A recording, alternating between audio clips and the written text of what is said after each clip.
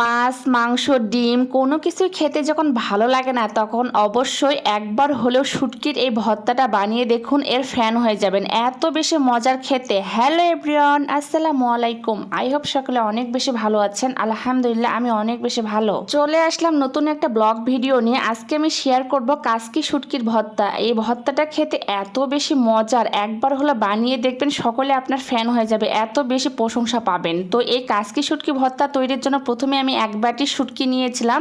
শুটকিটা আমি একটা ফ্রাই প্যানের মধ্যে তেল ছাড়াই ভেজে নিয়েছি। তারপর শুটকিগুলোকে গরম পানির মধ্যে ভিজিয়ে ভালোভাবে পরিষ্কার করে নিব। শুটকি রান্না অথবা ভুনা অথবা ভর্তা করতে গেলে অবশ্যই শুটকিটাকে খুব ভালোভাবে পরিষ্কার করে নিতে হবে। আমি গরম পানিতে খুব ভালোভাবে পরিষ্কার করে নিয়েছি। তারপর শুটকিগুলোকে এক সাইডে রেখে দিয়ে চলে গেলাম পরবর্তী স্টেপে। চুলার মধ্যে একটা ফ্রাই প্যান বসায় দিয়েছি। এখানে পরিমাণ মতো সর্ষে তেল দিয়েছি। অবশ্যই সর্ষে তেলে করবেন, যেহেতু ভর্তা করব আর আমি সমস্ত রান্না বান্নায় সর্ষে তেলে করি। তারপর এখানে যে পরিষ্কার করে রেখেছিলাম শুটকিগুলো দিয়ে দিলাম। তেলের মধ্যে শুটকিগুলোকে খুব ভালোভাবে ভেজে নিতে হবে, যাতে শুটকিগুলো মুসমুসা হয়ে যায়। যেহেতু তেল দিয়েছি এই জন্য শুটকিটা একদমই মুসমুসা হবে এবং খেতে কিন্তু অনেক বেশি ভালো লাগবে। শুটকিগুলো মুসমুসা হওয়ার পর একটা ছোট্ট প্লেটের মধ্যে উঠে এক সাইডে রেখে দিলাম। তারপর ওই প্যানের মধ্যে দিয়ে দিলাম আমি 1 কাপ রসুনের কোয়া। এই ভর্তাটা করতে গেলে অবশ্যই রসুনের পরিমাণটা একটু বাড়িয়ে দিবেন, তাহলে কিন্তু খেতে অনেক বেশি ভালো লাগবে। আমি এখানে আবারও একটু সামান্য তেল দিয়ে দিলাম। দিয়ে আমি এই রসুনটাকে খুব ভালোভাবে ভেজে নিব।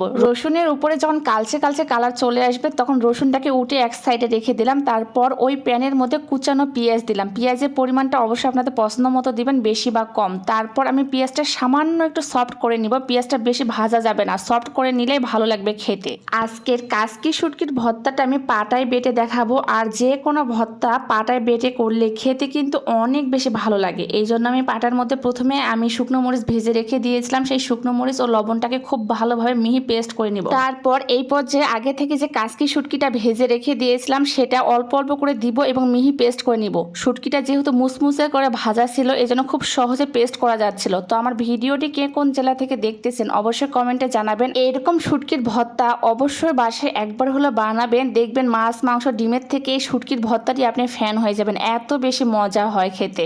আমি প্রথমে কাসকি শুটকিটাকে খুব ভালোভাবে ভেজে নিয়েছি। তারপর এখানে রসুনটাকেও খুব ভালোভাবে মিহি পেস্ট করে নিব। যেহেতু সবগুলোই আমার ভাজা ছিল এই জন্য খুব সহজে মিহি পেস্ট হয়ে যাচ্ছিল। মুখে যখন রুচি থাকে না তখন কিছুই খেতে ভালো লাগে না। শুটকির এই ভর্তাটা একবার হলো এইভাবে ট্রাই করে দেখবেন, আপনি এর ফ্যান হয়ে যাবেন, এত বেশি মজা হয় খেতে। শুটকিটাকে খুব ভালোভাবে বাটার পর আমি আগে থেকে যে পেঁয়াজটাকে সফট করে ভেজে রেখে দিয়েছিলাম সেই পেঁয়াজটাকে এখানে দিয়ে দিলাম। দিয়ে সর্ষে তেল দিলাম। দিয়ে খুব ভালোভাবে মিক্সড করলে তৈরি হয়ে গেল আমার মজাদার কাসকি শুটকির ভর্তা। ভিডিওটি যদি ভালো লাগে তাহলে অবশ্যই শেয়ার করে আমার পেজের পাশে থাকবেন। আপনাদের এক একটা শেয়ার আমাকে অনেক বেশি উৎসাহ প্রদান করে।